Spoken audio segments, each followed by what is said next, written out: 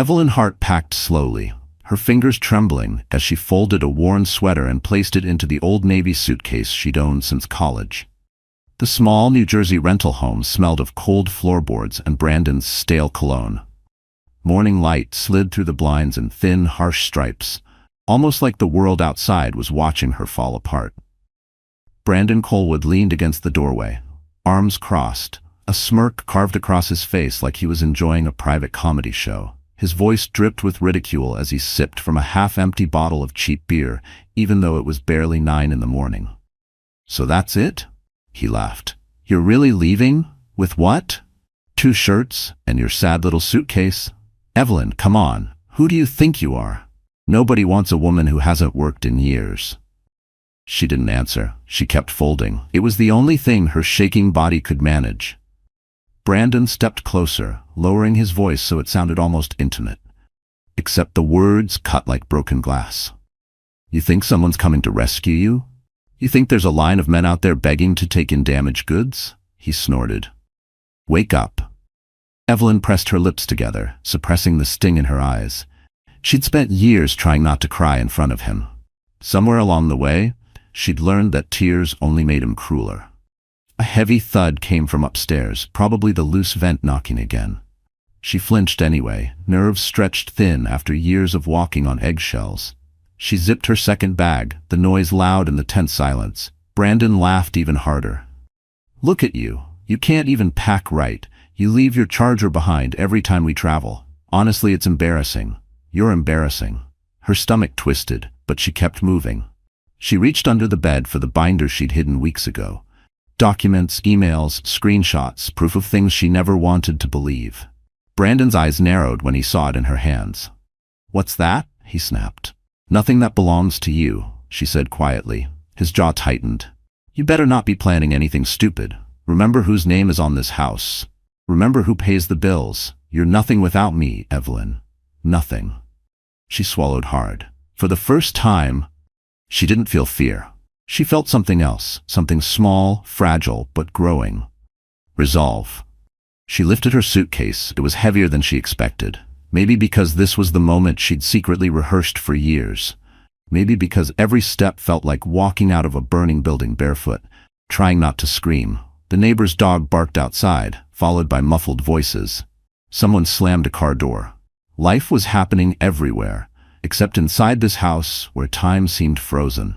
Brandon scoffed. "Go ahead, leave. I'll enjoy watching you crawl back." But he didn't know what she knew. He didn't know what she'd discovered in his hidden emails. He didn't know she had already sent one message last night, to the only man in her past powerful enough to destroy every lie Brandon ever built. As Evelyn walked toward the door, a faint rumble trembled in the distance, so soft she thought she imagined it. But that sound was about to change everything. For a long time, Evelyn Hart believed love was something you earned by sacrificing pieces of yourself, quietly, gradually, without anyone noticing the parts that disappeared.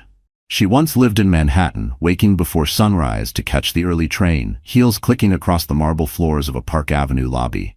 She remembered those mornings clearly, coffee in one hand, MacBook in the other, heart full of ambition. She was good at her job. Everyone said she had a gift. Even Alexander Reeves himself once told her she had a mind built for building empires. And then she met Brandon. Back then, he wasn't the man he would become. He was charming in his ordinary way, handsome, funny, grateful for her attention. He said she worked too hard. He said she deserved a softer life. He said he could give her the kind of love money couldn't buy. She chose warmth over ambition. She chose him. And slowly the world she knew shrank. It started small. He complained about her late hours. He said it was hard for him when she wasn't home to cook dinner. He said her career made him feel less like a man. Evelyn didn't want him to feel inferior, so she eased up. She stopped staying late. She turned down a promotion she had been secretly praying for. One night, he came home angry because she missed his friend's birthday dinner. "I don't want a wife who cares more about spreadsheets than me," he said. And she heard fear in his voice, fear of losing her. So she apologized, even though she had done nothing wrong. The next week, she submitted her resignation. The first 6 months at home weren't terrible. She slept better. She cooked more. She and Brandon had long conversations on the couch, the kind where you think you're building something real. She told herself it was a peaceful life. She told herself she didn't miss Manhattan. But the peace didn't last. With every passing month, Brandon's tone shifted. He started calling her lucky to have him pay the rent, even though they used her savings to secure the lease. He began checking her phone. He criticized the way she folded laundry. He complained that she didn't dress up anymore, though he never took her anywhere. He rolled his eyes when she tried offering ideas for his job at the dealership, and every time she grew quiet, he grew louder. You don't understand how the real world works. You should be grateful I'm taking care of you. You wouldn't survive a week without me. She believed him for far longer than she should have. The isolation crept in like fog. Evelyn stopped meeting her old coworkers for lunch because Brandon didn't like them. She stopped calling distant relatives because he said they judged him. She let go of networking contacts because she thought she'd never need them again. Her world collapsed from the height of skyscrapers to the limits of a two-bedroom rental with peeling paint. But the worst part wasn't the insults, or the control, or even the loneliness. It was how good she became at pretending everything was fine. She laughed at his jokes in public. She smiled through every holiday dinner with his family. She hosted game nights where she served snacks and drinks while he bragged about his successful career and teased her for having none. People believed him. Why wouldn't they? Evelyn was quiet, gentle, easy to overlook. Brandon was loud, confident, entertaining. And the more she shrank to keep the peace, the more he grew. Still, deep down, a small voice whispered that she wasn't meant to live small. But she ignored it, because believing it would mean admitting she'd chosen wrong. And that was a truth she wasn't ready to face. Not yet. But the universe has a way of forcing women to confront truths they've buried. And for Evelyn, that moment was coming faster than she realized. Much faster. The first sign that something was terribly wrong came on a rainy Tuesday afternoon. A day so ordinary Evelyn wouldn't have remembered it if not for what she discovered. She sat at the small kitchen table, bills spread out in front of her, the overhead light flickering as if even the house was tired. Rain tapped against the window in soft, irritated rhythms while Brandon blasted sports commentary from the living room. Evelyn opened the banking app on her phone, not expecting to see the same balance she'd seen last week, except she didn't. Her breath stalled. $42. $42 in their joint account. She blinked, refreshed the page, closed the app, reopened it. Still $42. Her chest tightened. They were supposed to have more. Much more. She had been carefully budgeting, stretching every dollar, cutting back on everything from groceries to heat, just to keep the household stable. She skipped her favorite Starbucks coffees for almost 2 years. She'd used coupons for toothpaste. She'd canceled her therapy appointments because Brandon said they were a waste of money. Where had everything gone? She checked the transaction history. Her pulse skyrocketed. Withdrawal. Withdrawal. Transfer. Transfer. Amounts she couldn't comprehend. A $3,500 charge at a rooftop lounge in Manhattan. A $1,200 charge for a luxury spa package. Hotel charges, multiple, spread across 3 months. Even a $4,900 designer watch. Evelyn felt the room sway, her hand gripping the edge of the table. These weren't accidents. They weren't small. They weren't misunderstandings. Brandon had drained their savings, her savings. Still, she tried to rationalize. Maybe he used the wrong card. Maybe it was fraud. Maybe. But the worst hit wasn't the spending. It was a transfer labeled loan repayment, B. Colwood E. Hart guarantor. Evelyn froze. Guarantor. Her name. Under a loan she never signed. With shaking hands, she opened the attached PDF. Her signature sat at the bottom, her name written perfectly, too perfectly. It wasn't her handwriting. A cold wave rushed through her body as she whispered, "Oh my God, he forged my signature." She felt sick. When Brandon finally walked into the kitchen, wiping chip crumbs off his shirt, she confronted him, voice barely steady. "Brandon, where did the money go?" He didn't blink. "Relax. You emptied the account. You worry too much. There's a $40,000 loan, under my name." He rolled his eyes. "It was a business opportunity. You wouldn't understand, and it's our money anyway." "It's my credit," she whispered. "My future." "So what?" he snapped. "You don't have plans. You don't have a job. You don't need credit." She stared at him, stunned. "You forged my signature." He grabbed a beer from the fridge. "You're being dramatic. I signed for us. Same thing. It's illegal. No one cares, and you're not going anywhere, so stop acting like you have choices." Evelyn felt her legs weaken. For a moment she thought she might collapse. She grasped the counter to stay upright. Brandon walked away, completely unfazed. Later that night, when he fell asleep on the couch, she returned to the documents. Her heart hammered as she flipped through pages. The loan wasn't the only thing. He'd taken out 3 lines of credit, all tied to her social security number. The total debt under her name exceeded $78,000. If she left him now, if she divorced him, if she stepped out of his shadow, she would be crushed under all of it. This wasn't just betrayal. It was entrapment. Financial, emotional, psychological. A cage dressed as marriage. For the first time, Evelyn truly understood. Brandon didn't want a wife. He wanted ownership. And if she didn't move soon, smartly, quietly, he would destroy everything she had left. But fate was already moving faster than either of them knew. Much faster. The night Evelyn discovered the truth about Brandon's affair didn't begin with suspicion. It began with exhaustion. Raw, bone-deep exhaustion. She had spent the afternoon silently crying in the bathroom after uncovering the forged loan documents. Her eyes were still swollen when she stepped into the hallway, only to hear Brandon laughing from the living room, as carefree as if her entire world hadn't just collapsed. He was sprawled across the couch, phone in hand, grinning at something. Evelyn almost walked past him, desperate to avoid another fight, but then she heard it, a young woman's voice spilling through the tiny phone speaker. "Miss you already?" The girl giggled. Evelyn froze. Brandon sat up, startled, then immediately tried to lock his phone. But his hands were clumsy from drinking, and the screen remained lit for a full second, long enough for Evelyn to see a name, Daisy Morgan. She didn't know who Daisy was, but she recognized the tone, sweet, youthful, dripping with a kind of flirtation that didn't belong in a married man's inbox. Her heart slammed painfully against her ribs. Brandon quickly turned the phone face down on the cushion, clearing his throat. "It's a coworker. Calm down. She said she misses you," Evelyn whispered. He scoffed. "You heard wrong. She didn't argue. Her voice had run out hours ago. Instead, she waited. She cooked dinner, cleaned the dishes, sat quietly while he watched TV, pretended everything was fine until he fell asleep, snoring loudly, one sock hanging halfway off his foot. Then she reached for the phone. It was passcode protected, but she knew his habits. She tried his birthday. Incorrect. Tried his favorite football player's jersey number. Incorrect. Tried her own birthday, because he always used dates tied to himself, never to them. Incorrect. Her stomach twisted. He had changed it. For a long moment, she just sat on the edge of the couch, breathing in the scent of stale beer and cheap deodorant.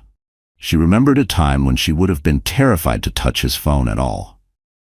Not anymore. She placed the phone gently back where she found it and stood. She couldn't get into the phone, but she could check something else.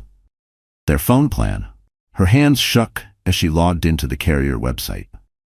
Brandon never bothered changing that password. It was the same since they first moved in together. The message logs loaded. There were hundreds of texts to Daisy Morgan, all times when Brandon claimed to be working late or stuck in traffic. She scrolled slowly, stomach churning as she read the message previews. "Can't wait to see you again. She doesn't suspect anything. You're the only one who gets me. Wish you were here instead of her." Then came the final crushing blow. A hotel reservation confirmation. Brooklyn Waterfront Hotel, 1 king bed. Booked Friday to Sunday. Under Brandon's name. She checked the dates. One of those weekends he had told her he was attending a mandatory sales conference. She had packed his suitcase for him. She had ironed his shirts. She had wished him luck. Now she knew the truth. Her knees weakened, and she caught herself on the counter as a wave of nausea rolled through her. She wanted to scream, cry, throw something, do anything to release the pressure inside her chest. But she didn't. Instead, she quietly printed the hotel confirmation and the message logs. She placed the papers in the binder under her bed, the same binder holding the forged loan documents, bank withdrawals, and every red flag she had tried to ignore for years. She didn't wake Brandon. She didn't confront him. She didn't even allow herself the dignity of yelling. She just whispered into the darkness, "I'm done." But she wasn't done, not yet, because the truth she uncovered next would make everything she'd seen so far look small, very small. The morning after discovering Brandon's web of lies, Evelyn woke with a pounding headache, not from lack of sleep, but from the kind of heaviness that settles in a woman's bones after years of enduring what she never deserved. She moved quietly around the kitchen, preparing coffee she knew she wouldn't drink. Her hands trembled each time she reached for something, as if her body had absorbed the shock her mind was still trying to process. Brandon had already left for work, or at least claimed to. His cologne lingered in the hallway like a mocking echo. Evelyn wished the house felt bigger without him, but instead it felt suffocating. Every corner held a memory of how small she had made herself to keep him from erupting. She was rinsing a mug when a knock rattled the front door. Startled, she froze. Hardly anyone ever visited her. Brandon didn't allow guests, not really. Even her sister had stopped dropping by after he made her uncomfortable one Christmas Eve. Another knock, gentler this time. Evelyn wiped her hands and opened the door. There stood Mrs. Nancy Porter, her elderly next-door neighbor. Nancy was in her early 70s, hair curled neatly, cardigan buttoned up despite the warm breeze. She held a small plate covered with foil and a look in her eyes Evelyn couldn't decipher. "Good morning, dear," Nancy said softly. "I baked some banana bread. Thought you might want a slice." Evelyn blinked. She couldn't remember the last time someone brought her anything. "Thank you," she whispered, voice uneven. "You didn't have to." Nancy stepped closer, lowering her voice. "Evelyn, honey, may I come in for a moment?" Evelyn hesitated, then nodded. Nancy stepped inside, scanning the room the way a mother might when checking on a child she worried about. She set the plate on the counter, then turned to Evelyn with a sigh. "Sweetheart," she began, "I've lived in this neighborhood for 35 years. I've seen a lot, and I've heard a lot." She paused, "Including the things your husband says to you." A lump formed in Evelyn's throat. It's not." "It is," Nancy said gently but firmly. "And you don't have to lie to protect that man." Evelyn felt tears prick her eyes. "I'm not." "I know," Nancy said, "and that's why I need to show you something." She reached into her purse and pulled out a small USB drive. Evelyn stared at it, confused. "What is that?" Nancy exhaled, shoulders sinking with the weight of what she was about to reveal. "I've recorded things for months." She looked down, ashamed. "I didn't know if I should step in. I didn't know if it was my place. But I heard him yelling. I heard the names he called you. I heard things no husband should ever say, and I was afraid he'd escalate." Evelyn's heart thudded painfully. "You recorded him?" "Yes, not from inside your home. Only what carried through the walls or when he shouted on the porch. I know it sounds intrusive, but I was terrified something might happen to you." Nancy's voice cracked. "I couldn't just do nothing." Evelyn covered her mouth with her hand. Shock, grief, and something like gratitude flooded her all at once. Nancy continued, gentler now. "I've saved every file. Dates, timestamps, 27 recordings. Women's shelters told me they often can't help without evidence, so I made sure you'd have some." Evelyn felt her legs weaken. She sat down at the table. Nancy placed the USB in her hand, closing Evelyn's fingers around it. "This isn't just noise, sweetheart," Nancy whispered. "It's proof. Proof of what you've endured. Proof you're not imagining things. Proof he's dangerous." Evelyn stared down at the tiny device, the first piece of real protection she had held in years. Nancy placed a comforting hand on her shoulder. "You're stronger than you know, and you're not alone. Not anymore." Evelyn didn't trust her voice, but she nodded, because deep down, she knew this small USB drive would soon become the crack that shattered Brandon's entire world. Evelyn waited until Brandon left the house that evening before she sat down at the kitchen table again. USB drive beside her, laptop open. Sunset cast a dull orange glow through the blinds, turning the cluttered room into a stage where she had no choice but to face the truth. Her heart thudded painfully as she clicked into the banking dashboard again, determined to understand the full extent of the damage. But nothing could have prepared her for what she found next. The first page of transactions looked familiar. The withdrawals, the hotel charges, the expensive gifts he had bought for Daisy. Those alone made her stomach twist. But then she saw something new. A flagged notice. It flashed yellow across the top of the page. Account under review, suspicious activity detected. Her breath hitched. She clicked the notification. A list expanded. 6 items. 5 of the flags were labeled signature mismatch. 1 was labeled possible identity falsification. She felt cold. Brandon hadn't just taken out loans. He had attempted even more, and failed, only because a bank employee noticed something off. She pulled up the PDFs from each flagged application. Her name appeared on all of them. Her signature forged again and again, sloppy in some places, frighteningly accurate in others. He even listed her as an independent investor with a fake annual income. Evelyn's hands shook so violently she almost dropped the laptop. This wasn't a husband who overspent. This was a husband who planned to bury her financially until she had no way out. A faint buzzing filled her ears as panic wrapped around her chest. She stood from the table, pacing the cramped kitchen, trying to steady her breathing.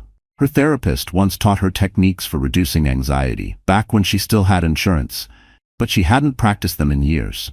In through the nose, out slowly, but the more she breathed, the worse it felt. Her future. Every dream, every possibility hung suspended over a cliff Brandon had dug under her feet.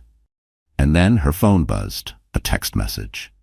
Evelyn wiped her eyes and checked the screen. A verification code from another bank. Use this code to complete your credit application. Her stomach dropped. She hadn't applied for anything. She clicked into the linked email account, one Brandon insisted she keep so he could monitor expenses. A new draft email sat unsent but filled in. A credit card application, under her name, for $15,000, pending his final click. He was doing it again. Right now. Today. While she stood in this kitchen trying not to fall apart, she felt something inside her snap. A fragile thread that had held her together through every insult, every humiliation, every day of pretending this marriage was still real. Her pulse hammered in her throat as she took a step back from the table. The room felt too small. The air too thin. She pressed her palm against her sternum, trying to breathe. And then she heard a faint sound, a soft knock at the door. Her breath caught. She froze, staring at the wooden frame as if it were a threat. It knocked again, gentler. "Evelyn?" It was Nancy's voice. "Sweetheart, are you home?" Relief washed through her so fast her knees buckled. She hurried to the door and opened it. Nancy stood with a flashlight and a concerned frown. "Your lights flickered again," she said quietly. "I just wanted to make sure you're okay." Evelyn nodded, unable to speak. Nancy stepped closer. "You look pale, dear. Did something else happen?" Evelyn didn't want to burden the older woman, but she couldn't hold it anymore. Her voice cracked as she whispered, "He's still forging my name." Nancy's expression shifted, not shocked, but furious. "Then you need help. Real help." Evelyn tightened her grip on the doorframe. "I don't have anyone." Nancy squeezed her arm. "Yes, you do. And you need to reach out before this gets worse." Evelyn stared through the doorway at the dark street, empty and silent. Nancy was right. If she didn't make a move soon, Brandon would own her entire life. And just as that thought settled in her chest, her phone buzzed again with a message that would change everything. Evelyn stared at the new notification glowing on her cracked phone screen, her pulse thundering in her ears. It wasn't another bank alert. It wasn't Brandon. It wasn't a debt collector. It was a name she hadn't seen in 2 years. Alexander Reeves. For a moment, she thought her eyes were playing tricks on her. But no, the message preview was real. "Evelyn, are you safe?" Her breath caught. Hours earlier she had been on the bathroom floor, shaking, terrified and desperate enough to scroll through her old contacts. She'd hovered over his name for a long time. Alexander wasn't just anyone from her past. He had been her mentor, her former manager, and the only person who ever believed she was destined for more than spreadsheets and conference calls. He once told her that she had a mind sharp enough to shape industries. She almost deleted his number 100 times after she quit her job to prioritize her marriage. But some part of her couldn't. Some part of her remembered the way he once told her during a late-night project, "If you ever need a way out of something, call me." 2 years had passed. She never expected him to answer, let alone respond instantly. Nancy stepped closer, peering at the phone. "Who is it, dear?" Evelyn swallowed. "Someone I used to work for." "You should open it," Nancy urged gently. Her thumb hesitated above the screen. then tapped. His full message loaded. Evelyn, your name came up in a financial pattern our compliance team flagged. Something is wrong. If you're in danger, tell me right now. Her knees weakened. She leaned against the wall, gripping the phone. How does he know? Nancy frowned. What does he mean financial pattern? Evelyn shook her head slowly. I don't know. But she did know. Alexander was a billionaire now, CEO of Reeves Technology, a company that handled high-level analytics across major financial institutions. If something involving her name triggered a system, it meant Brandon's forgery wasn't just sloppy, it was on the radar of very powerful people. Her phone buzzed again. Evelyn, say something. Her hands trembled. She typed slowly, erasing every sentence she tried. I'm fine. Delete. It's nothing. Delete. My husband. Delete. Finally, with a trembling inhale, she wrote, I think I'm in trouble. She almost deleted it too, but Nancy placed a warm hand on her shoulder. Send it, the older woman whispered, before you talk yourself out of it. So Evelyn hit send. 3 dots appeared immediately. Then his response came, give me your address. Now. Her heart stumbled. She typed it out with shaking fingers. As soon as she pressed send, Alexander replied, I'm dispatching my team. Don't leave the house. Don't talk to him. Don't sign anything. We'll handle everything. Evelyn pressed the phone to her chest, eyes stinging with tears she'd held in for years. She didn't understand why she felt so overwhelmed. Maybe because for the first time in forever, someone wasn't doubting her. Someone wasn't belittling her. Someone actually believed her. But the fear returned just as quickly. What if Brandon comes home before they get here? She whispered. Nancy looked toward the dark hallway behind her. Then you come to my house. You'll stay with me. He's not going to lay a finger on you. Evelyn nodded, though her stomach knotted with dread. She wasn't afraid of Brandon hitting her. He had never done that. His weapon wasn't fists. It was control, manipulation, intimidation. And she knew he would explode the moment he realized the financial mess he created was starting to unravel. Her phone buzzed again. This time from Alexander. Evelyn, listen carefully. What your husband has done is serious. You are not safe with him. Help is on the way. Her throat closed. Her life, her trapped, suffocating cage, had just been spotted by someone powerful enough to tear it open. But she didn't yet understand the magnitude of what she'd set in motion. Because Alexander Reeves wasn't sending a text. He was sending an entire storm toward Brandon's carefully constructed lies. And before the night ended, the first vehicle of that storm would arrive at her door. The house was silent, except for the hum of the old refrigerator and the faint tick of the wall clock. Small sounds that suddenly felt too loud, too sharp, as if the walls themselves were bracing for impact. Evelyn sat at the kitchen table, her phone face down, her thoughts spinning like a storm she could no longer contain.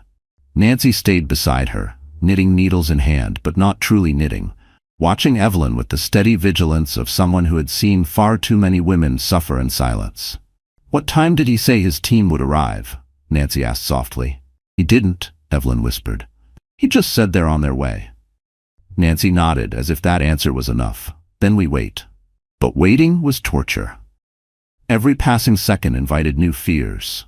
What if Brandon came home early? What if he sensed something was wrong? What if he exploded the way he always did when he felt cornered? As if the universe wanted to test her resolve, headlights suddenly flashed across the living room wall. Evelyn's breath caught. Oh God, is that him? Nancy stood and peeked through the curtain. No, she whispered. Those aren't his lights. A sleek black SUV rolled to a stop in front of the house. Windows tinted, engine low and expensive sounding. Then another SUV pulled up behind it. Nancy stepped back, eyebrows raised. Sweetheart, I think your friend sent more than just a car.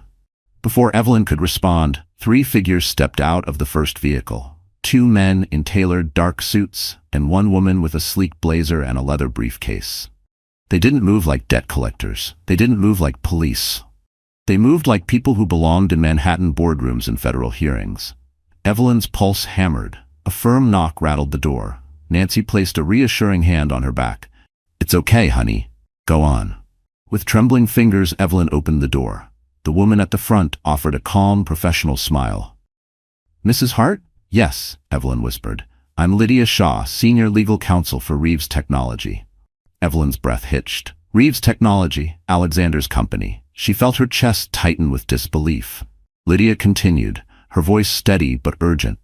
We received an internal alert tied to fraudulent credit applications under your name. Our CEO, Mr. Reeves, immediately instructed us to make contact and ensure your safety. One of the men stepped forward slightly. We're here to extract you from any immediate threat, secure your documents, and provide you with temporary protection until our investigation is complete. Evelyn blinked rapidly. Protection? I don't understand. Lydia lifted her briefcase. Mrs. Hart, based on the evidence we've reviewed so far, your husband has committed multiple federal offenses: credit fraud, identity falsification, signature forgery, potential tax evasion. These actions put you at enormous legal and financial risk.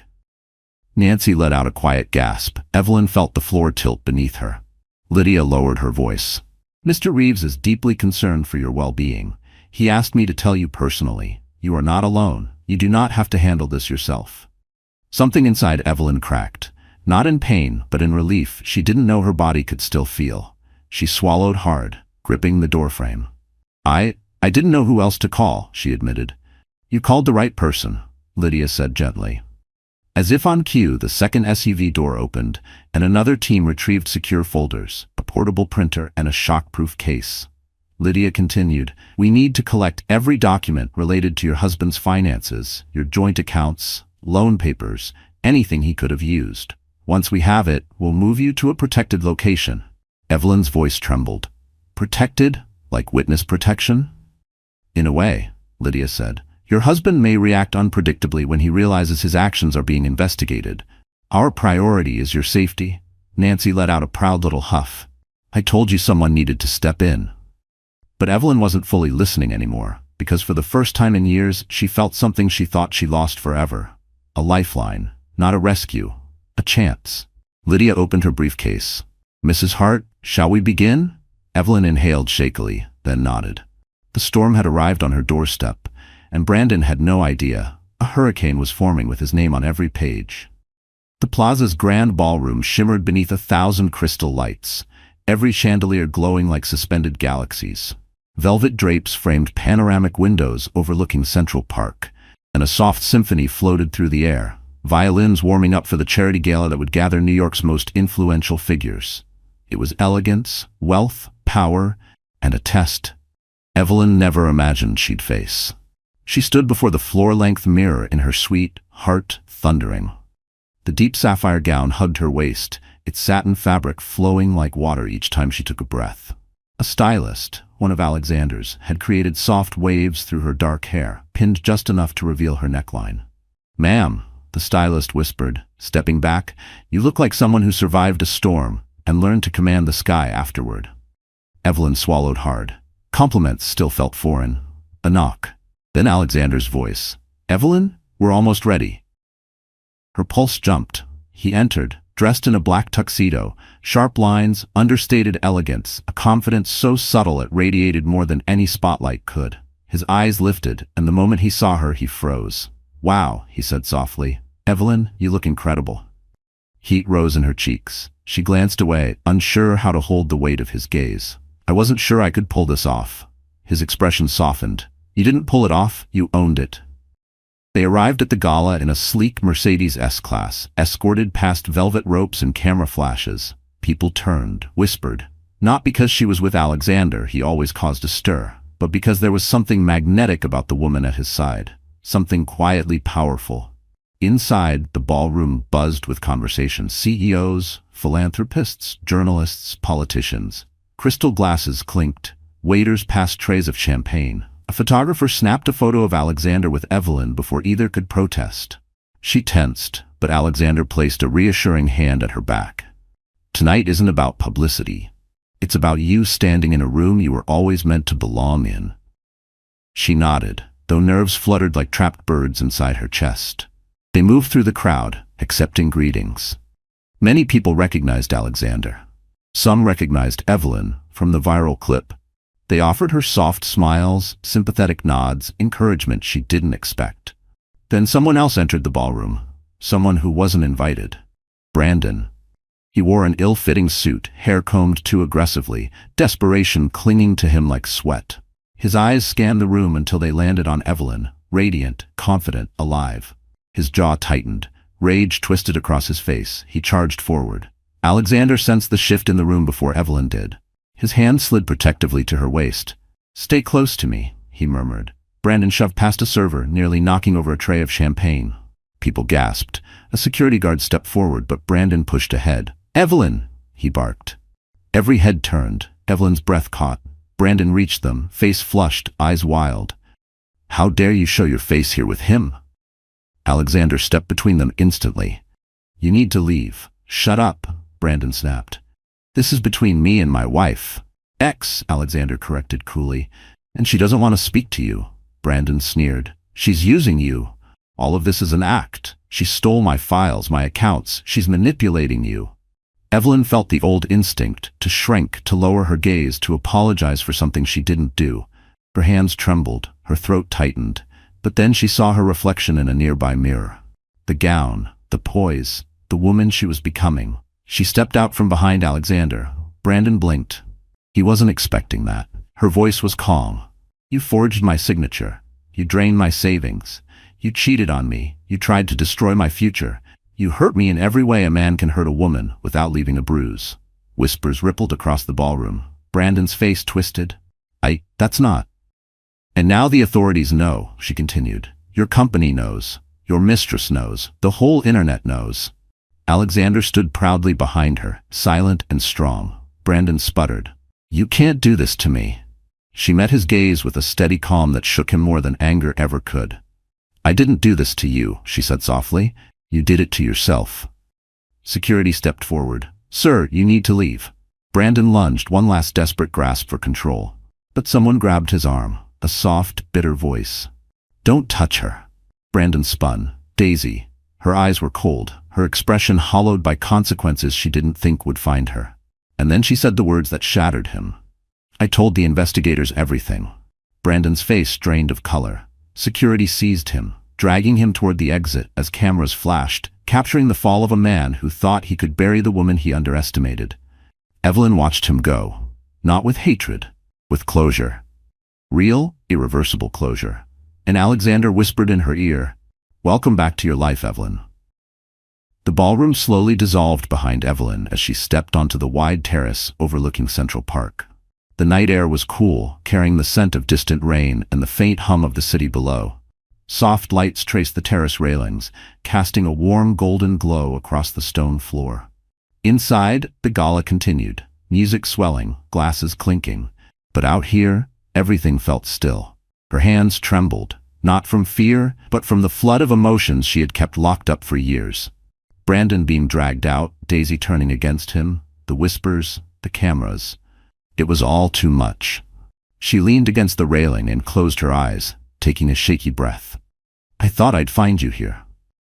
Evelyn opened her eyes. Alexander stood a few feet away, coat draped over his arm, bow tie slightly loosened from the chaos earlier. His expression was soft, gentle in a way that made her feel seen, not scrutinized. "Are you okay?" he asked. She let out a breath she didn't know she was holding. "I think so. Just overwhelmed." "That was a lot," he agreed. "But you handled yourself better than most CEOs I've seen in crisis." She smiled faintly. "I wasn't trying to be strong. I just couldn't let him define me anymore." Alexander stepped closer, but not too close, leaving her space, as always. "You took back your voice tonight." Evelyn looked out over the city lights. "For years, I thought if I stayed quiet, things would get better. That if I was patient, he'd change. That if I worked harder, he'd love me the way I needed." Alexander's jaw tightened slightly. "You were surviving." "Barely." Her voice wavered. "I lost myself in him." "You found yourself again," he said, "piece by piece." She looked up at him then, truly looked. Under the terrace lights, he didn't appear like a billionaire CEO or the man who rescued her in a helicopter. He looked like a man carrying deep understanding, maybe even admiration for the woman standing before him. "Alexander," she began, unsure of her next words. But before she could continue, the terrace door burst open. Evelyn's heart plummeted. Brandon, freed from security somehow, disheveled, eyes bloodshot with rage and humiliation. No more designer arrogance, just a desperate man drowning in consequences he never expected. "Evelyn!" he roared, voice cracking. Alexander immediately stepped between them. How did you get up here? Brandon ignored him entirely, eyes locked on Evelyn. You think you can ruin me? You think you can walk away after everything I gave you? Evelyn straightened her back. You didn't give me anything. You took everything. Brandon's face twisted. I made you who you are. No, she said quietly. You made me smaller than who I was. Alexander's voice turned deadly calm. Security is on their way. But Brandon lunged forward anyway. Evelyn didn't shrink back. She didn't flinch. She didn't fear him. Instead, she stepped forward, raising a hand, not to strike him but to stop him with nothing but her presence. Brandon, she said, voice steady as marble, look at what you've become. Look at what you're doing. He froze mid-step, chest heaving. You lied. You cheated. You stole my identity. You tried to ruin my future, and now the world knows.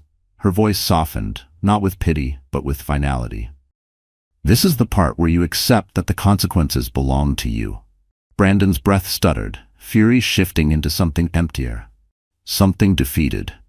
You were supposed to be mine, he whispered. I was never yours to break, she replied. Security flooded onto the terrace. Brandon didn't fight this time. He just stared at her, hollow, before being led away for good. The door closed. Silence settled. Evelyn's legs nearly gave out, but Alexander reached her just in time, steady hands catching her elbows. It's over, he murmured. A tear slipped down her cheek. She didn't wipe it away. I didn't know I had that strength in me, she whispered. Alexander smiled, slow, reverent. You had it all along. The wind swept her hair gently as she exhaled, the kind of breath that belongs to someone stepping into a new life.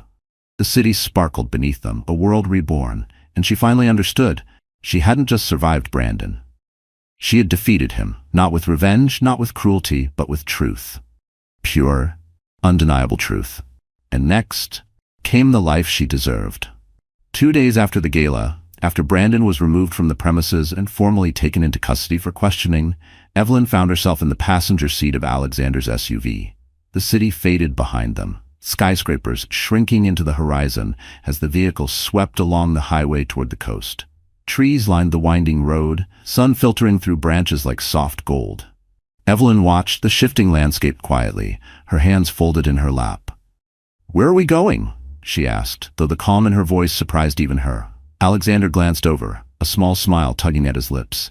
Someplace peaceful, somewhere your past can't reach you. She felt warmth gather in her chest.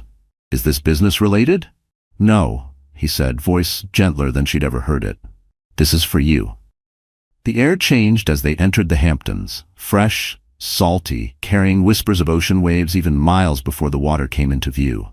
Grand homes appeared behind carefully trimmed hedges, sprawling lawns, white fences glowing in the sunlight. But Alexander didn't stop at any of the mansions. He drove farther, to a quiet shoreline where dunes rolled like soft hills, and a wooden house stood against the horizon, painted a calm shade of pale gray. It wasn't extravagant. It wasn't intimidating. It looked safe. Evelyn exhaled shakily. Is this yours? It's a refuge, he said. I bought it years ago, but I only come when I need clarity. I thought you might need some too. She turned to him, eyes glistening. You keep doing that. What? Seeing me. Her voice cracked. Even when I don't know how to be seen. He didn't reply. Instead, he led her toward the house. The scent of seagrass and cedar drifted around them. Inside, the rooms were warm and welcoming. Beige linens, soft rugs, a fireplace waiting for flame. Large windows framed the ocean, waves kissing the shore in slow, steady rhythms. Evelyn stepped to the glass, fingertips brushing the cool surface. It's beautiful. You're safe here, Alexander said quietly behind her. She turned. He stood only a few feet away, hands in his pockets, expression unreadable but full of something heavy, admiration, worry, longing. Evelyn, he said softly, you've been fighting for months. Maybe years. You don't have to be strong here. Her throat tightened. What if I don't know how to stop fighting? Then let me help you remember. He didn't reach for her. He didn't force closeness. He just stood there, steady, patient, someone who understood the fragility beneath her strength.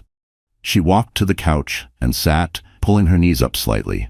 Alexander lit the fireplace, then joined her at a polite distance. The warmth glowed across her skin, loosening knots inside her chest she didn't know she'd been carrying. After a long silence, Evelyn spoke. I used to imagine a life like this. Quiet, peaceful, somewhere I didn't have to apologize for taking up space. You never should have apologized for existing, Alexander said. Not to him, not to anyone. Her eyes fell to her hands. I wasted years. No, he countered gently. You survived years, and you came out with more strength than anyone had the right to expect. Tears slipped down her cheeks, not of pain but release.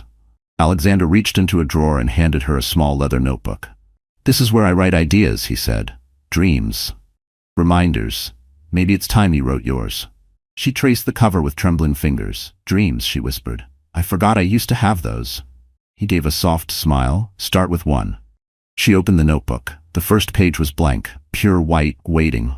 I want a life where I'm respected, she said. Another tear. I want work that matters. A breath. I want peace. A pause. And maybe... She looked at him. Someone who truly cares. Alexander held her gaze, eyes reflecting the flicker of the fire. You deserve all of that, he said quietly, and more. The ocean crashed softly outside, steady and forgiving. Evelyn felt her heart open just an inch wider, just enough to let something new in. But she didn't know that her next words would change everything between them. The sun was beginning to set over the Hamptons coastline, painting the sky in soft streaks of rose gold and lavender. The ocean outside Alexander's quiet refuge house rolled in gentle waves, as if the world itself had taken a deep, calming breath. Evelyn stood near the window, wrapped in a light sweater he'd found for her, the warmth of the fireplace brushing her back. She felt lighter. Not healed, not fully, but lighter than she had in years. Alexander stood in the doorway, hands in his pockets, watching her with that same patient attention he'd shown since the moment she'd reached out. What were you about to say earlier? He asked gently. Evelyn hesitated, fingers tracing the edge of the notebook he'd given her. I'm not sure, she said honestly. Or maybe I'm just scared to say it. He stepped forward, but only halfway, giving her room. You don't have to be scared of me. I know, she whispered, and she did. Deeply. She turned toward him fully. I spent so many years twisting myself into someone else's idea of a wife, someone small, silent, grateful for scraps of affection. I don't even know how to want something real. Alexander's expression softened. You already do. You're just learning to say it out loud.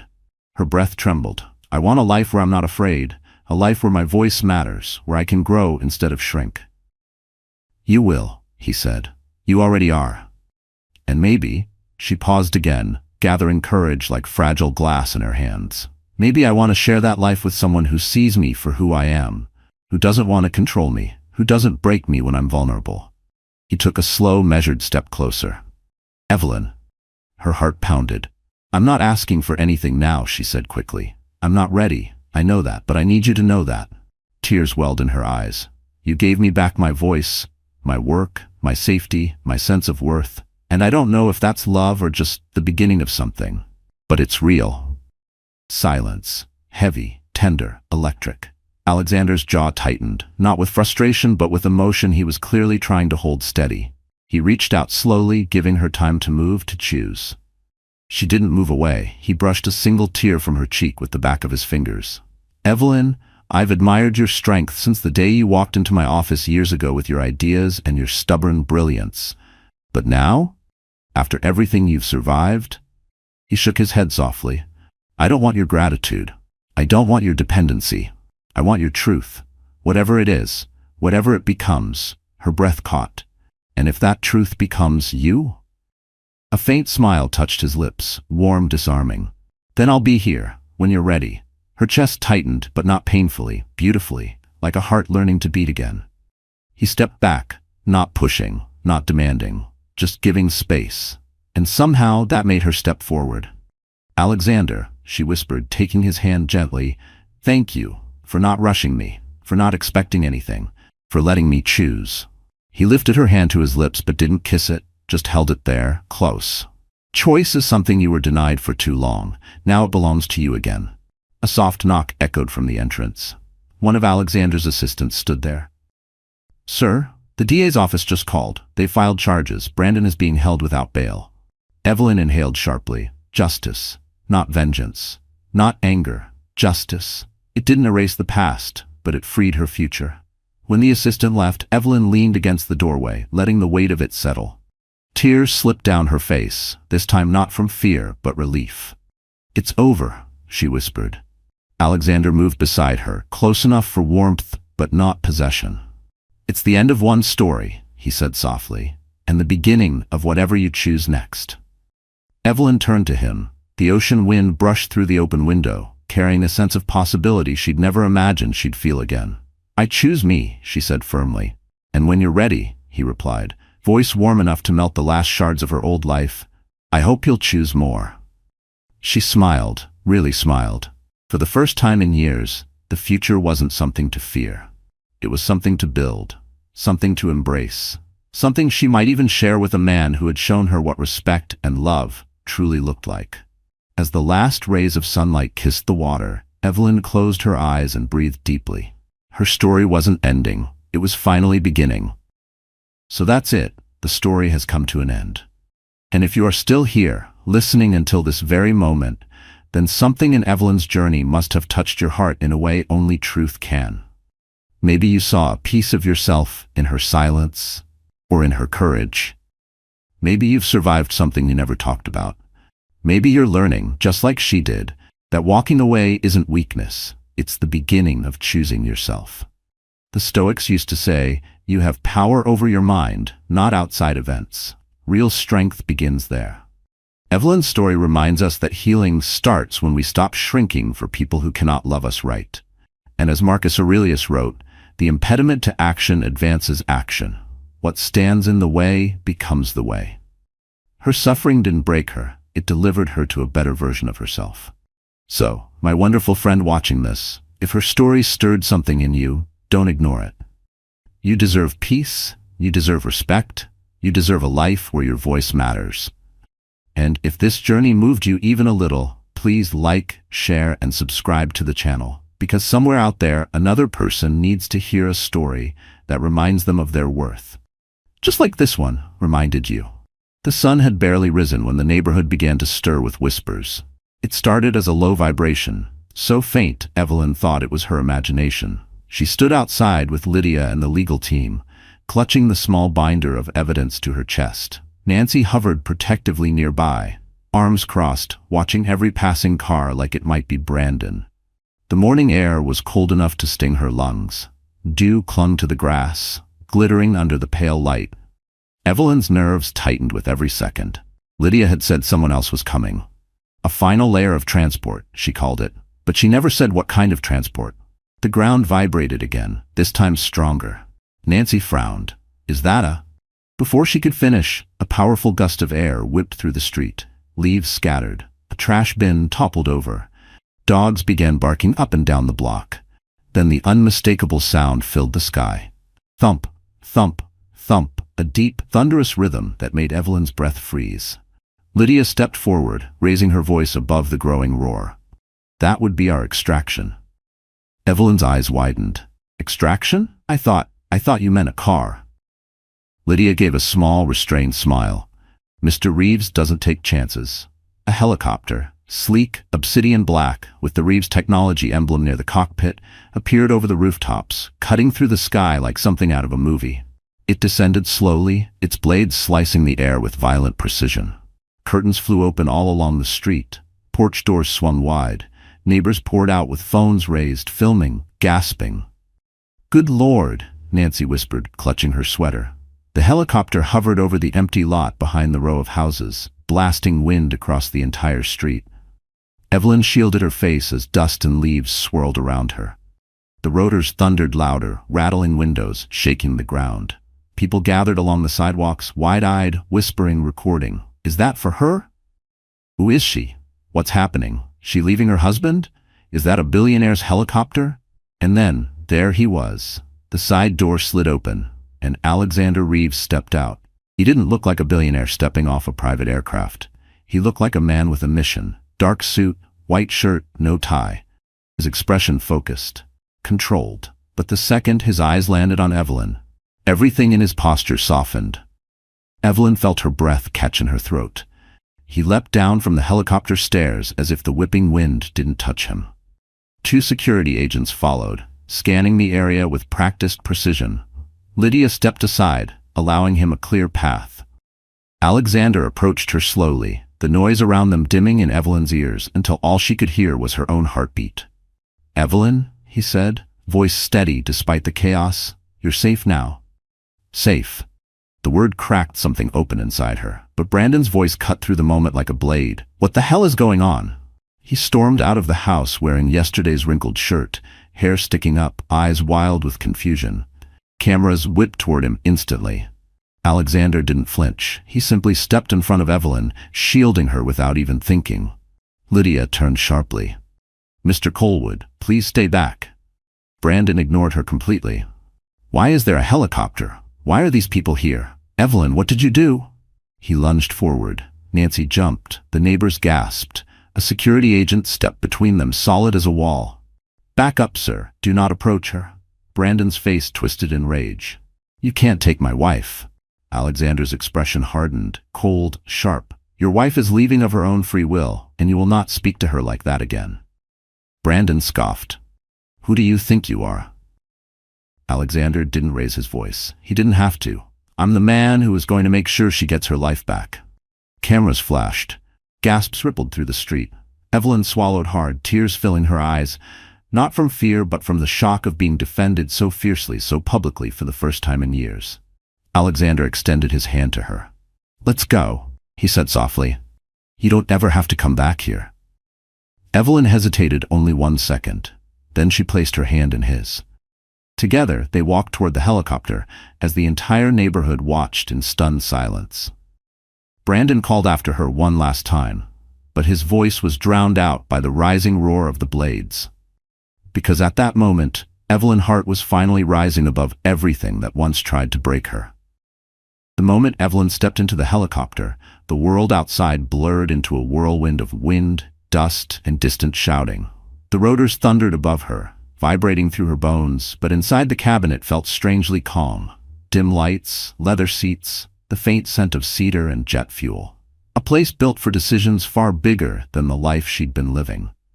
Alexander followed her in, closing the door behind them. The noise outside muffled instantly, leaving only a low hum. He gave a brief nod to the pilot, then turned toward her with an expression she hadn't seen in years. Concern, real concern, not the performative kind Brandon used when it benefited him. "Sit," he said gently, guiding her toward one of the seats. "You're shaking." She hadn't realized she was. Her hands trembled uncontrollably as she fastened the belt, breath shallow.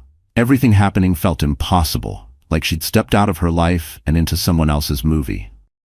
Alexander knelt in front of her, lowering himself to eye level. He didn't touch her, but his presence was grounding, like gravity shifting back into place. "You did the right thing calling me." Tears gathered in her eyes. "I didn't know if you'd even remember me." He inhaled softly, almost offended by the idea. "Evelyn, I could never forget you."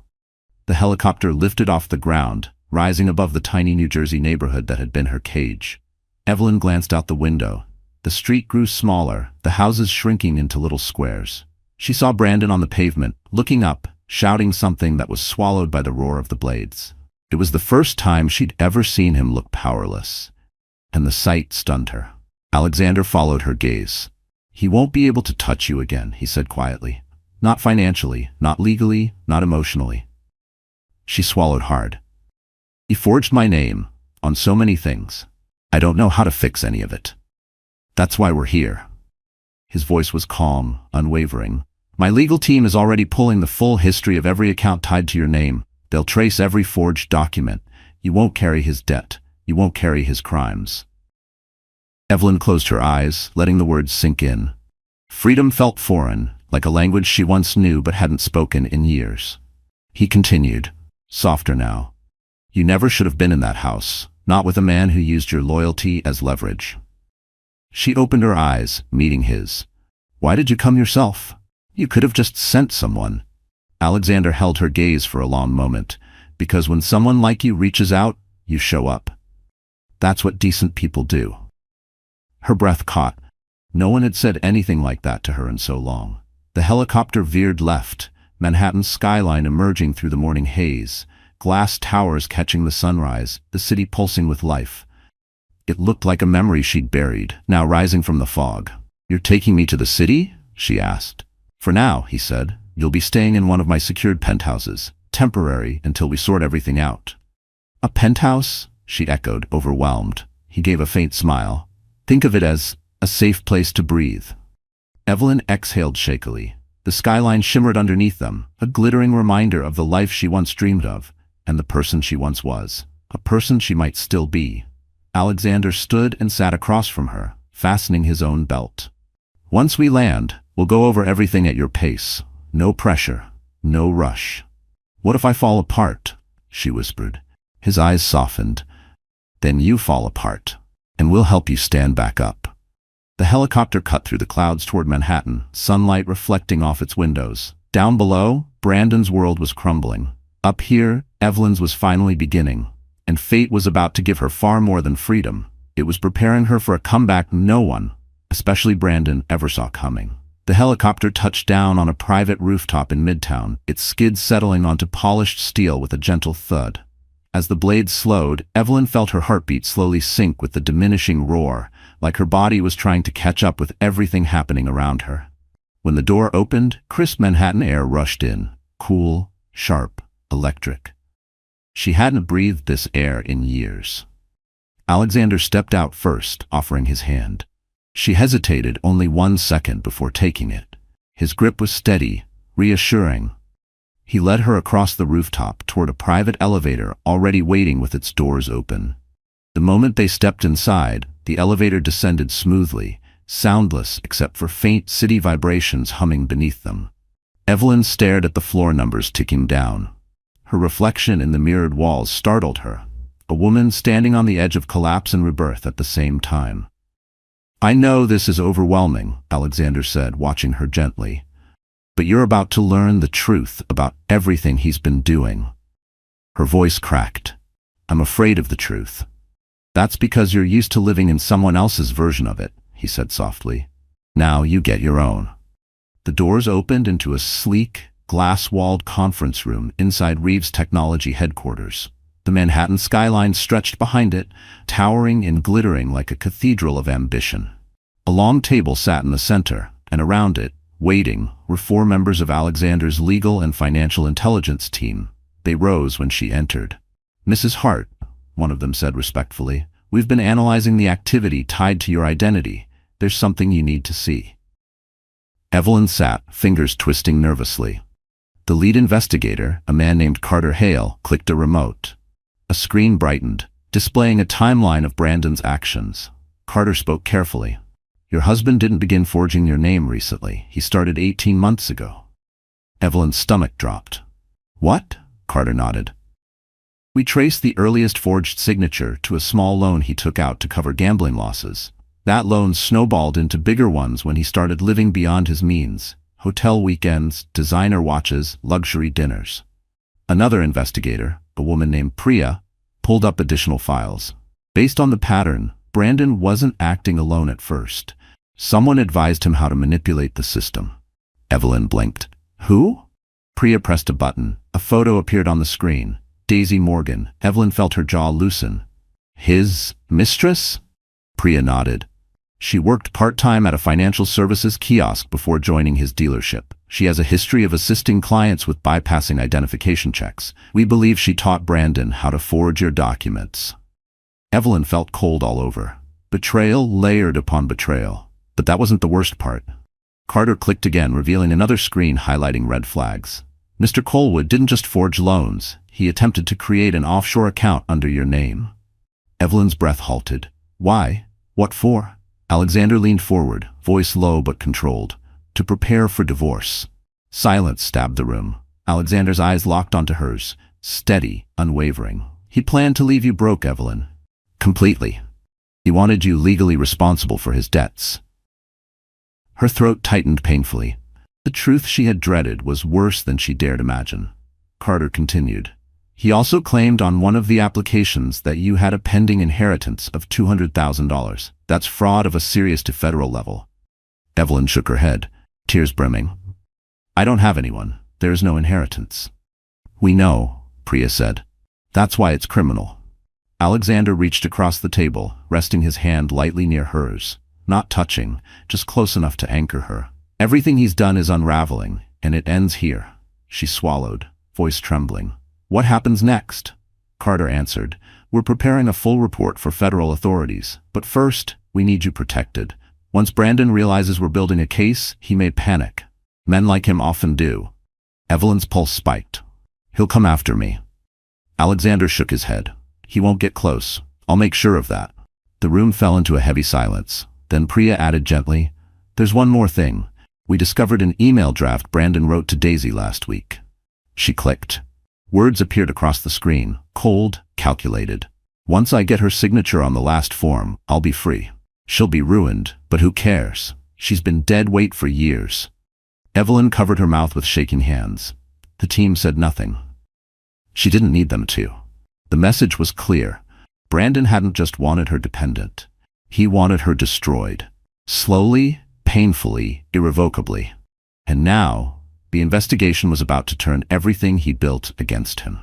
The black SUV glided through Manhattan like it belonged to every lane it entered. Evelyn sat in the back seat beside Alexander, her binder of evidence resting on her lap, clutched like a shield she finally knew how to use.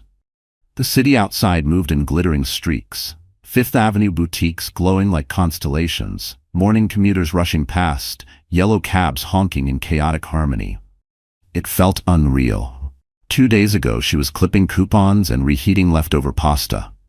Now she was being escorted past Central Park in a vehicle with bulletproof windows. Alexander glanced over at her, studying her carefully. The way she held her breath, the stiffness in her shoulders, how small she made herself in the corner of the seat. You don't have to be afraid here, he said gently. A shaky exhale escaped her. I'm not used to any of this. That's okay. He paused. You don't have to get used to it. You just need a place where you're safe. The SUV turned into a private driveway that wrapped around the iconic facade of the Plaza Hotel. Its gold accents gleamed beneath the morning light, the red-carpeted entrance already lined with staff in crisp uniforms. A doorman stepped forward as the car stopped. Evelyn blinked. The plaza? Alexander, this is too much. It's temporary, he reassured her. A few days, maybe a week. You'll have privacy, security, and space to breathe. She opened her mouth to protest, then closed it again. She was too tired to argue with safety. Inside, the lobby embraced her with warm lighting and marble floors polished to a mirror shine. A soft classical melody floated from distant speakers. For a moment, she felt like she was walking through a place meant for someone else, a woman who hadn't spent years being yelled at over burnt toast and forgotten laundry. The elevator ride to the suite was silent, but not uncomfortable. When the doors opened, Evelyn stepped into a world that stole her breath. A full-floor suite. Cream-colored walls, gold accents, velvet drapes, a sweeping view of Central Park. A dining table set for 8. A living room draped in soft afternoon light. A bedroom with a 4-poster bed so large it looked like it belonged in a castle. It was the opposite of everything Brandon had ever allowed her to have. This is yours, Alexander said behind her. For as long as you need it. Evelyn swallowed hard. I don't know how to exist in a place like this. He stepped forward, but not too close. You exist. That's enough. Her eyes burned with a mixture of awe and grief. She walked to the window, looking down at the city she had once belonged to, then abandoned for a man who tried to steal every piece of her life. Now she was back, but not as the woman she once was. A soft knock sounded at the door. A hotel attendant entered with a tray, herbal tea, fresh fruit, warm croissants. Compliments of Mr. Reeves, he said before leaving. Evelyn stared at the tray, the steam rising gently from the teapot. She couldn't remember the last time someone cared whether she ate. Then Alexander spoke quietly from the doorway. There's something you need to know, he said. Brandon tried to access your email this morning. Our cybersecurity team blocked him. Her blood ran cold. He's still trying? He won't get far, Alexander assured her. But you should prepare yourself. Men like him don't give up control easily. I know, she whispered. He stepped closer, voice softening. But you're not alone anymore. Whatever your next step is, we take it together. The word together landed in her chest like warmth seeping into frozen bones. For the first time in years, Evelyn felt the faintest flicker of something she thought she'd lost forever. Hope. She sank onto the edge of the bed, wrapped her arms around herself, and let out a trembling breath. Brandon's world was unraveling. Hers was beginning again, and she had no idea that the next days in this suite would blossom into a transformation he never saw coming. The next morning arrived quietly inside the Plaza suite, sunlight spilling across the white duvet like a soft invitation to begin again. For the first time in years, Evelyn woke without flinching, without listening instinctively for Brandon's footsteps or tone of voice. She lay still, absorbing the silence, its weight, its gentleness. Then the memories returned. The helicopter, the investigation, Alexander's hand reaching for hers, her entire life shifting in a single night. She pushed herself upright, heart pounding. Today mattered. Today she had to face whatever the world needed from her, now that the truth was out. A soft knock came at the door.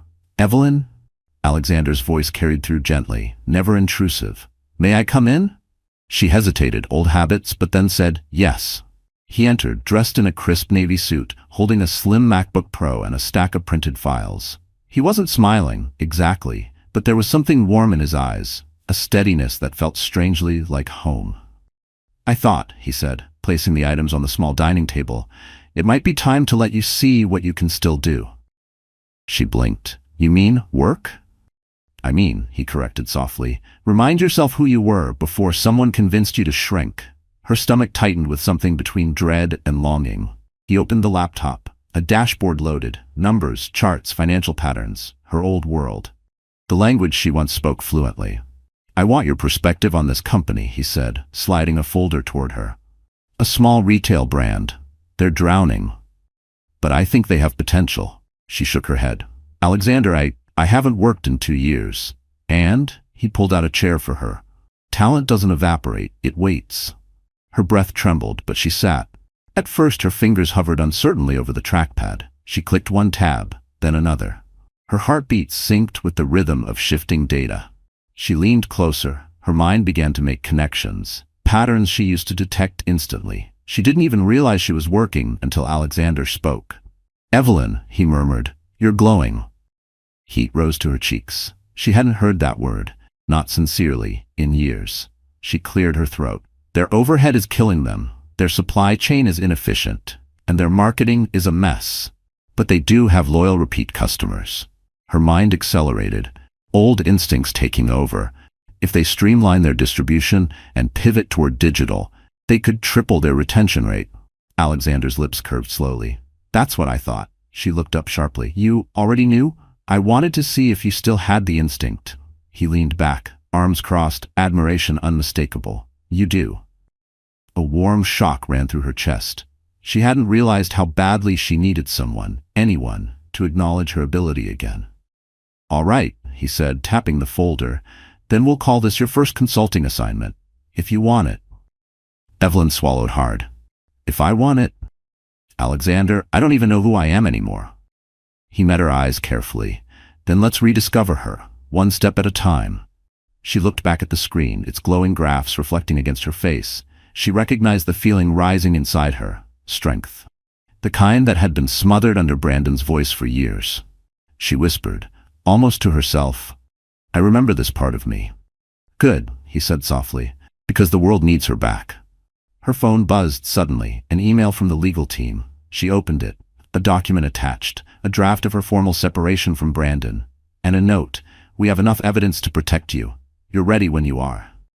Her chest tightened. The past and future collided inside her like two storms meeting. She looked at Alexander. He was watching her with unshakable calm. "You don't have to sign today," he said. "You don't have to decide anything today. Just know you have options now. Real ones."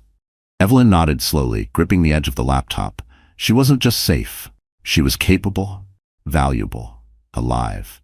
And as she stared at the rising skyline outside the window, she felt something shift inside her. The quiet, powerful rebirth of a woman who had been underestimated for far too long.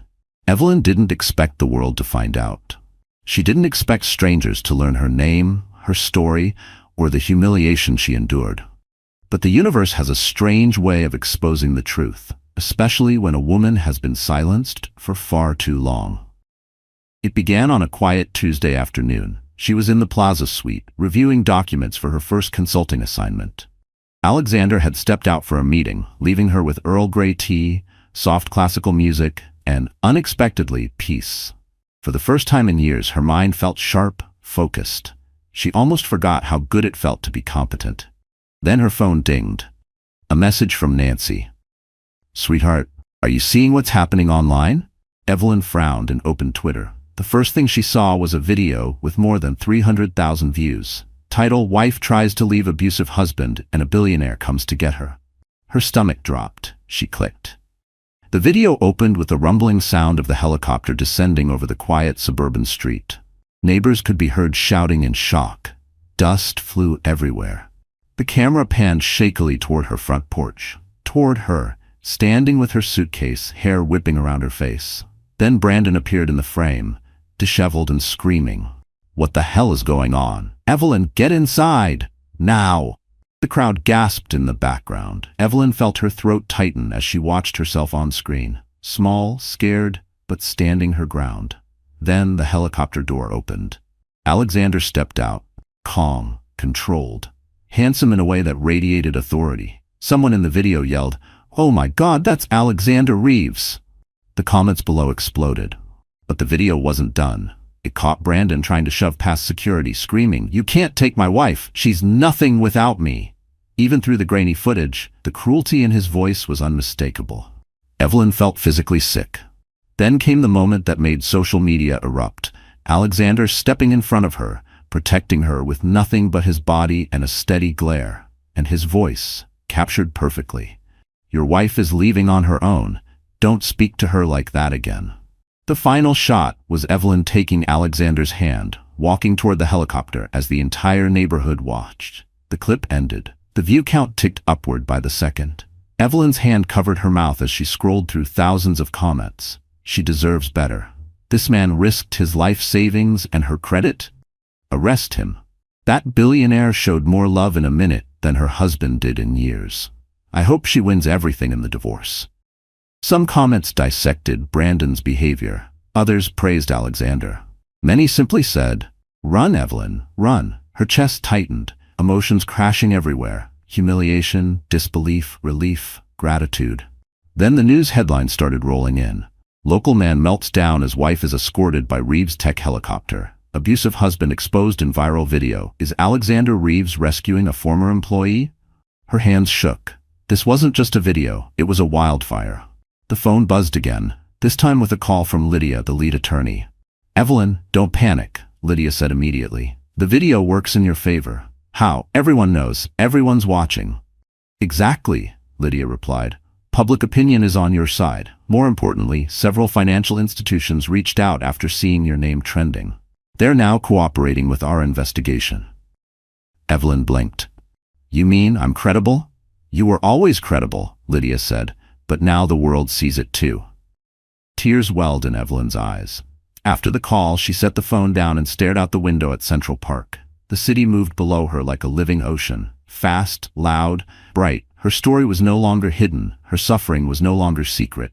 Her voice, quiet for years, had just echoed across the world. The suite door opened softly behind her. She turned. Alexander stood in the doorway, coat in hand, eyes scanning her expression. "You saw it," he said gently. Evelyn nodded, breath trembling. "Everyone has." He stepped closer, voice warm but steady. "Are you embarrassed?" She shook her head slowly. "No," she whispered. "For once, I feel seen." Alexander exhaled, relief flickering in his eyes. And just as she moved to speak again, her phone lit up with a new notification. Brandon. And the message he sent would ignite a firestorm that made the viral video look smooth. Brandon's message flashed across Evelyn's screen, glowing like a warning flare before a storm. "You think this is funny? You think you can humiliate me? You owe me everything. I'm coming to the city. We're talking face to face." A chill bolted down her spine. She read it twice, 3 times. Each word felt like a claw reaching out of the past, trying to drag her back into the cage she had barely escaped. Alexander stepped closer, reading the tension on her face before she even turned the phone toward him. "He's threatening you," Alexander said, voice darkening. "He's furious because he lost control." Evelyn swallowed hard. He says he's coming here." Alexander took the phone from her gently. "He won't get within a block of this hotel. My security team is already aware of him. And with the video going viral, he's under more scrutiny than he realizes." But Brandon wasn't just furious. He was unraveling. While Evelyn stood safely inside the plaza, Brandon's world was collapsing piece by piece. At that same moment, in the New Jersey house Evelyn had fled, Brandon paced across the living room with frantic energy. His phone buzzed non-stop. Messages from coworkers, acquaintances, even strangers mocking him. One text read, "Dude, your wife left you for Alexander Reeves?" Another, "Brandon, this is bad. Management is freaking out." Then came the worst one, from his boss. "Come in, now." He drove to the dealership with reckless speed, paranoia clawing at his throat. Every red light felt like an attack. Every honk sounded like judgment. He hadn't slept, hadn't eaten, hadn't thought beyond anger and denial. By the time he reached the dealership, 3 managers and the regional supervisor were already waiting for him. "What the hell is going on, Brandon?" one demanded, tossing a printed screenshot of the viral video across the desk. Brandon's jaw clenched. "This is all fake. Evelyn manipulated the whole thing. The billionaire, The billionaire," another manager interrupted dryly, "is someone our company does business with, and you screamed at his former employee on camera while his staff was present. Do you understand how insane that looks?" The room fell silent. Then the regional supervisor spoke firmly. "You're suspended, indefinitely." The words hit him like a punch. "You can't suspend me," he snapped. "You embarrassed the brand," the supervisor said, "and until we understand the legal situation, we can't have you representing us." Brandon's phone buzzed again. This time, the message was from Daisy. He opened it quickly, hoping, praying she would defend him, soothe him, choose him, but her message was short. "Don't contact me again. This is too much. I'm done." He froze. Then the second message came.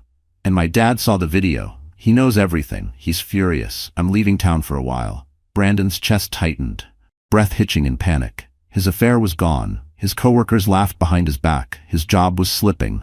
His wife, his possession, had broken free. And the entire internet was watching. He stormed out of the dealership, slamming the glass door so hard it echoed across the parking lot. Anger swirled into desperation, feeding the darkest part of him. He needed control. He needed to win. He needed Evelyn back under his thumb, or at least to force her to face him. He texted again. "I'm getting a lawyer. You won't get a penny from me." Another text seconds later. "If you don't come home, I'll make sure your life is over." Back in the plaza suite, Evelyn read each message with growing clarity, not fear. She looked at Alexander, voice trembling but firm. "He's losing everything." Alexander nodded slowly. "Yes, and that's what happens when men like him finally face the consequences of their choices." Tears gathered in her eyes, not because she felt sorry for Brandon, but because she realized something monumental. For the first time in years, she didn't feel small. She didn't feel helpless. She didn't feel alone. She looked out the window toward the skyline, a world she had once sacrificed, now waiting to take her back. And as she wiped her tears, the final message buzzed in, from an unknown number. "Mr. Reeves, this is the NYPD. We need to speak with Evelyn Hart regarding fraudulent financial activity and a potential domestic threat." Evelyn's breath faltered. The law was stepping in, and Brandon's fall was only just beginning. The next morning, Evelyn woke to the subtle hum of the city. Honking cabs, distant sirens, the soft rustle of Central Park trees carried up by the wind. She lay there for a moment, staring at the ceiling of the plaza suite, reminding herself this wasn't a dream. She was free, or at least taking the first real steps toward freedom. A knock sounded on the door. "Evelyn, it's Alexander. Are you awake?" She sat up quickly. "Yes, come in." He stepped inside, dressed in a charcoal suit, sleeves slightly rolled from the early commute, looking powerful without trying.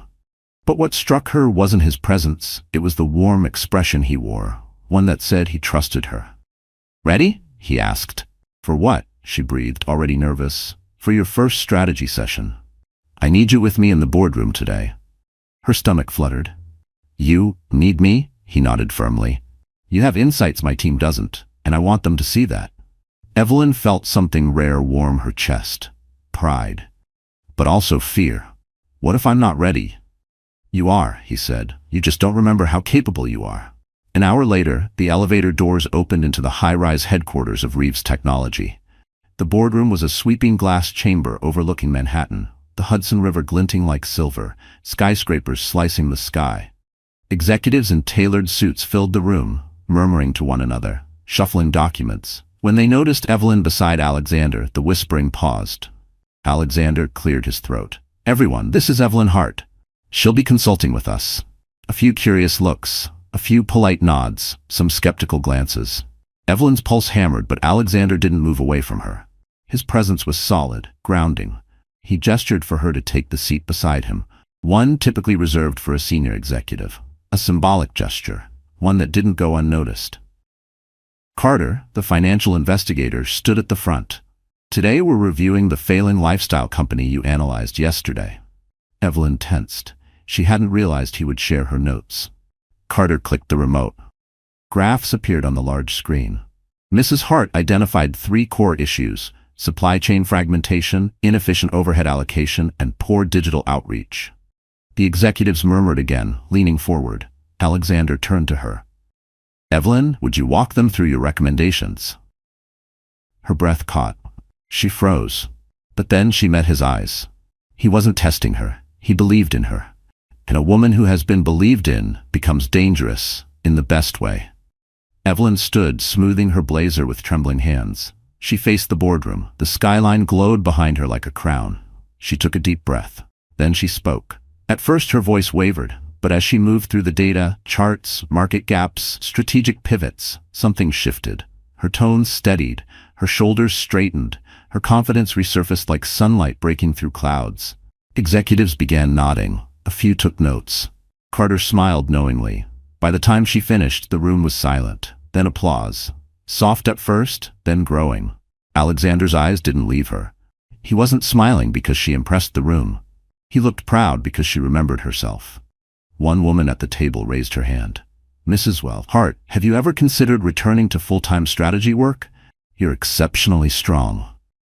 Evelyn inhaled sharply. Compliments had become foreign currency.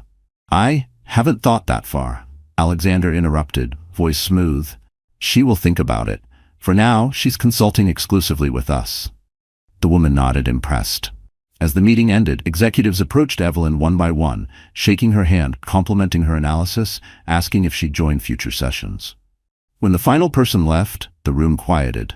Manhattan glowed beyond the glass like a world reborn. Alexander stepped closer. "I told you," he said softly. "Your talent never left." Emotion tightened her throat. "I didn't know I could still do any of this." "That's because you were surviving," he replied. "Not living. Not yet." She met his gaze, her voice barely above a whisper. "I feel like I'm waking up."